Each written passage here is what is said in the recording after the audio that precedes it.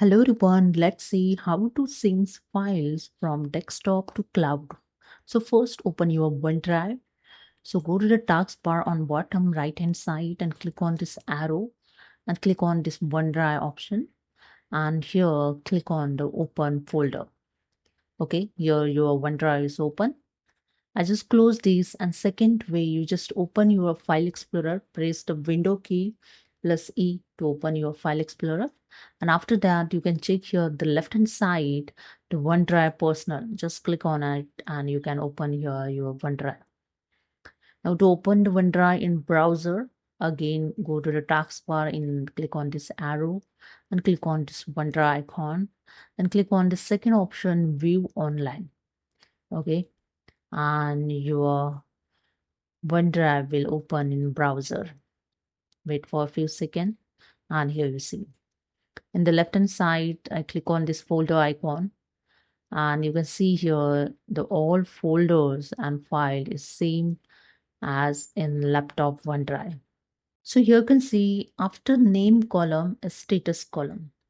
In the status column, you can see the different OneDrive icons. The cloud icons means the file is stored online, and green check mark means the file is available on your device. And here one icon, the green check mark with the people icon, indicates that the file is shared with the others. If you change anything in your laptop, so I just open here one file in laptop from OneDrive, and if you edit here anything, okay, suppose I remove this amount, I remove this 3 amount and I just close this. It's automatically saved. Okay. Now I open my browser, OneDrive, and just scroll down. I click on the find GST rate and I open here the file in browser, and here you can see the all 3 values removed here also. Same as in browser also. If you change in anything in browser, so I remove this 2 value also in browser. Okay, now I close this, it's automatically saved. Now I open in laptop the same file.